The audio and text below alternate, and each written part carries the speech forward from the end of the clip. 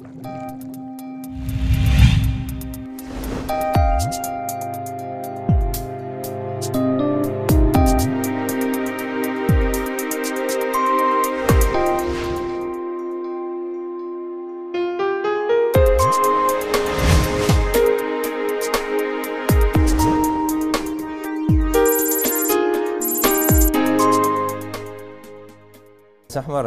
alaikum. My name is Ghayat Hussain. I'm an assistant professor at the Faculty of Medicine in King Fahd Medical City. And basically, I'm a physician and I'm a holder of Masters of Bioethics from the University of Toronto, Canada. We are going to talk today about a very important topic about medical ethics, which I believe to be a very important topic that all clinicians, all physicians should be aware of, because it's very basic and it's very crucial actually that we should all know about. This is our outline for today. We're going to talk about the basic definitions of what do we mean by ethics, what do we mean by bioethics and medical ethics, in addition to many other terminology that we use, and how to define an ethical issue. If we have this, and have an ethical problem, we have this ethical dilemma sometimes we say, how to define it. And then we're going to see how we're going to approach these issues in clinical practice from both a Western or let's say international approach as well as an Islamic approach.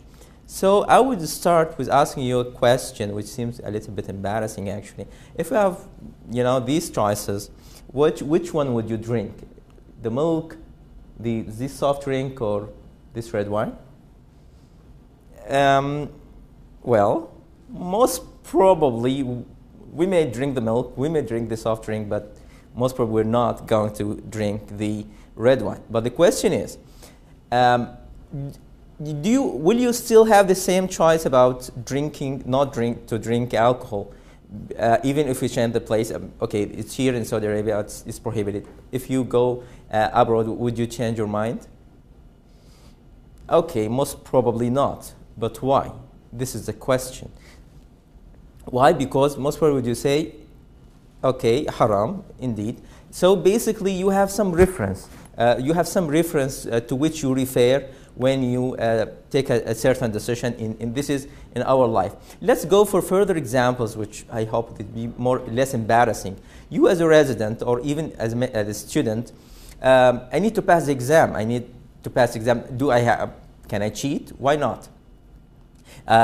If you are treating a patient and he is almost dying or he has incurable disease, would you just hasten his death to make use of the organs? You need some money from a pharma company that you are doing a study for. Would you take the money in case they ask you to make some modifications on the results of your research on their drug? Would you do that? You need to be trained, you need to see patients. Would you go, instead you're a resident, would you introduce yourself to your patient and say that I'm a specialist or I'm a consultant, and so that you can examine the patients? So basically when we're talking about ethics, we're talking about making choices in our life as well as making choices in our practice. Unfortunately, most of the time the choices are not black or white, they are not so much clear, so that's why we need medical ethics to help us to go through these choices. I ask you just another question. If I told you that he killed her, what would be your impression, or what would you think? What would you say? Okay, most probably, okay, he's a killer, he's a murderer, he's a criminal, how dare he, why would he do something like that? But this is our first impressions. Okay, let's see what really happened. It was me, and it was a mosquito that I killed. So basically, when we hear things, when we go through a situation, it's very important actually to know that we should not judge just because we heard something. We have to distinguish our levels of moral response. That is to say, when we take action against something, as positively or negatively, we should know very well that there are like 3 levels of moral response. The first is the expressive level. That is to say is, It's just this feeling that you have. You have no justification for it. You feel he's a murderer, he's bad. But you need a further level, which is the pre-reflective level, so that here you come to somehow justification, because murdering is wrong, because you know you talk from a religious background or a legal background. But if I start to discuss with you, then at this point of time you need to defend your decision, or you defend your judgment about something or someone. At this point of level, this is what we call the reflective level. Medical ethics or bioethics in general is about this kind of reflective level. That is to say that we make an argument towards something or against it, and that's how we defend it, or to tell that this thing is right or wrong. So when we're talking about this exercise of reaching a judgment about an ethical issue, that's what we call the ethical reasoning or the moral reasoning. Basically, as was just mentioned, we have to distinguish between facts and values. Facts are facts. For instance, this patient had this diagnosis, he had that prognosis, but values, including the value of life, what does this illness means to him, he's approaching death, what are his fears or her concerns, etc. So basically we need to distinguish between facts and values. When we need to make a reasonable, an ethical decision, basically we have to include or differentiate between the facts that we have, the values that we include, and again the ethical principles, as we will see in a minute. So we'll start more towards more clarification after this introduction. If we ask about ourselves, what is ethics? Let me ask you, what's ethics? If I ask you, what's ethics? Okay, yes. It is a system of moral principles or standards governing conduct. It's about, shall I do this or not to do it? Is it the right thing to do or not the right thing to do? It's a system of principles by which human actions and proposals may be judged good or bad, right or wrong. So basically, it's to help us to know whether it's right, wrong, or good or bad. It's again a set of standards governing the conduct of a particular class of human action or profession. For instance, here, ethics. This is in general. It's about right and wrong. But when we're talking about, as we'll see in a second, when we talk about the medical ethics, so basically we're talking about our profession as physicians or as doctors. Any set of moral principles or values recognized by a particular religion, belief, or philosophy, and indeed the principles of right conducted of an individual or a profession, they are all definitions of ethics. So if we narrow it down to what is bioethics, as the name indicates, bio stands for living or life, and ethicus means moral. So it's basically the science or art that aims at identification, analysis, and resolution of ethical issues in almost any field that's related to human life and health. This is very important, actually, that there are keywords. The first keyword is identification. First of all, we cannot just go, if you have a problem, like you have a dying patient, you are not sure if she's in a vegetative state, shall I pull the plug or stop the resuscitative measurements? Shall I resuscitate this patient or not? Shall I do this abortion or not? Whatever the decision, whatever the dilemma that you're facing, whatever the ethical issue you're facing in your practice, basically you need first of all to identify the problem, then to analyze it, and then we come to the third level, which is the resolution of the problem. So what are the questions that bioethics help us to answer? Basically, there are three questions that the field of medical ethics help us to resolve, or to answer, actually. First of all, what we should do. Most of the time, we're not sure exactly whether we should do this or not. So what we should do? Shall we, for instance, do the abortion or not? Do the section or not? Go for the operation or not? Treat this patient or not? This is the decision that we need to take. But again, we cannot take any decision and that's it. No, we have to justify. So basically, we're talking about the why question, why we should do it. And then, which is very important actually, is how we should do it. So basically, it's not about you take the decision, you just do it. No, you should learn or know very well how to do the decision that you are taking. So, if we're talking about ethics, just to put it in a diagram, just to make it easier to imagine, ethics, it had bioethics, environmental ethics, social ethics, business ethics, information technology ethics, quite a long list. Bioethics itself, as we mentioned, it's anything related to the field of health. So basically, we're talking about clinical ethics or medical ethics. We're talking about research ethics. We're talking about public health ethics. Again, many fields, almost any field of practice that is related to the health or to humans, more or less has its own branch of ethics. So, but what we're going to talk today, at least in this session, is about the medical ethics or the clinical ethics. So basically, it's a branch of ethics that is related, to the identification, analysis, and resolution of the ethical or the moral problems that arise in healthcare of individual patients. Again, this is just to compare it for instance, to public health ethics, when we face public issues related to the practice and research in public health, which is related to more towards the population in general. But here we're talking about the individual patient. You are the treating doctor, you as a team, and the relation to your patients. First of all, we need to be clear. When we're talking about the ethical issue or a moral problem, what do we mean exactly? We face issues or ethical issues when we encounter conflicting values, for instance, or beliefs or goals or responsibilities. I'll give you an example. If you are in an ICU, you have only one bed. Then in a car accident, there are two patients. One patient, he is 20-something years old.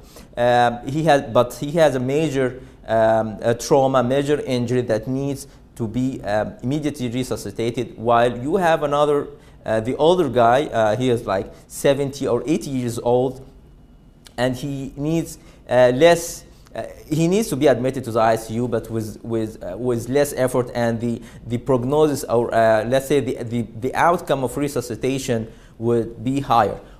Whom of those two would you admit to this only one bed that you have in the ICU? And again and again and again, many examples are related to different responsibilities. You, the doctor, is responsible to keep this person alive, but you have two persons.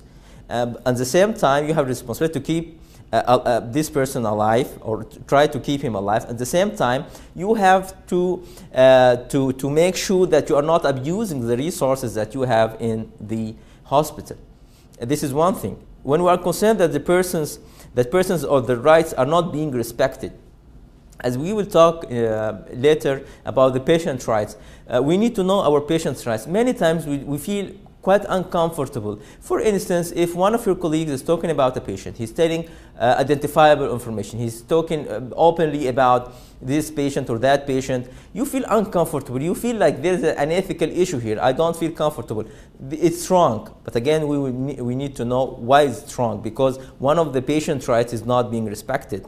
If concerned about fairness and justice, sometimes, or actually, unfortunately, most of the time, the research done on the poor people, on the vulnerable populations, and we will know later by whom do we mean vulnerable. But when it comes to the production of the drug, unfortunately, those who were researched are not the ones who get the drug by the end of the day, because most of the time the pharma companies want to make big amount of money, and basically they try to sell it to those who have the money. And unfortunately, those who were on whom the research was conducted are not rich enough to buy it. And the bottom line is, an ethical issue is whenever we as practitioners we're not sure what to do, or shall we do this or not, and why we should do it or not. So basically, it's more or less, it's boiled down to a very basic question. Shall I do this or not? Okay, if I tell you do it or don't do it, what is my reference? And why do we have different opinions about things if it's a matter of just do it or don't do it? In the coming few slides, we're going to talk quite briefly about the main philosophical or the school of thoughts. I know we as doctors, at least in our part of the world, don't like philosophy a lot. So I'm not going to talk about much details about it, but I think it's quite important to know about the schools of thought or the philosophies that to which people refer when they say that, okay, this is right or this is wrong. If we want to divide the ethics or bioethics or ethics in general, actually, we talk about the main Western philosophies, or what we could say the non-religious or philosophies. We're talking about utilitarianism, we're talking about the ontology, feminist ethics, casuistry, virtue ethics, principalism, and we'll talk about this very, very briefly. There are many other philosophies related to the region, like there are African ethics, Asian ethics, etc. There are the human rights. Some people, including the UNESCO, actually is working on binding human rights to ethics. There are religious ethics. If we're talking about the Abrahamic philosophies like Islam, Jewish, or the Judaism, and the Christian ethics is, again, it's further divided into Catholic, Protestant, Jehovah's Witnesses, and many others. There are the Oriental philosophies like those in China and Japan. We're not going to talk much details about them, but we're going to just to point out the main philosophies. The question is that one of you might think or ask, there are Western philosophies. What should I know about them? What should I know about this school or that philosophy? I'm not a Western doctor. I'm not working in a Western country. But again, I believe that we should know about it. First of all, you as a doctor should be able to be practicing in almost everywhere. Everywhere means everywhere. You can be practicing in the United States, in Canada, in Europe, wherever. So basically, you should know about others. The second thing is to bridge the knowledge and cultural gaps between us in our part of the world as predominantly Arab Muslim doctors and other people who are not Arabs or who are not Muslims. The Western literature on bioethics, I mean the recent literature or the contemporary literature, most of it is produced in Western Europe and North America, and we need to know about that. The ethical concepts are quite universal. That is to say, we can make use of, as we will see in a second, that there are many things are in common actually between us talking about our Islamic ethics and the Western ethics. No self-development without knowing others. No way you as a doctor, as a physician, claim that you are developing yourself without knowing the others. And we're talking about knowing the others.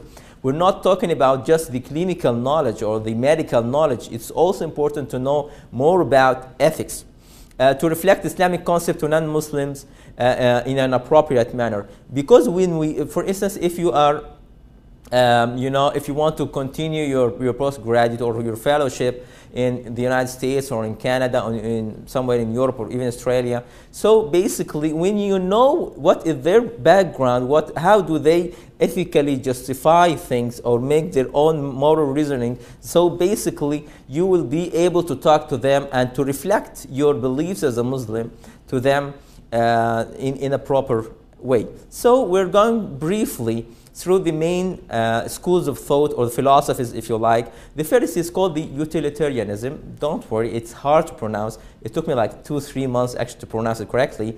But it's, again, easier than the second name, which is the Consequentialism. So basically, let's keep it Utilitarianism. The Utilitarianism, it's basically, it says that for an action to be right or wrong, it's based on what are the consequences? What are the consequences of this act? They believe that any act should aim at achieving happiness.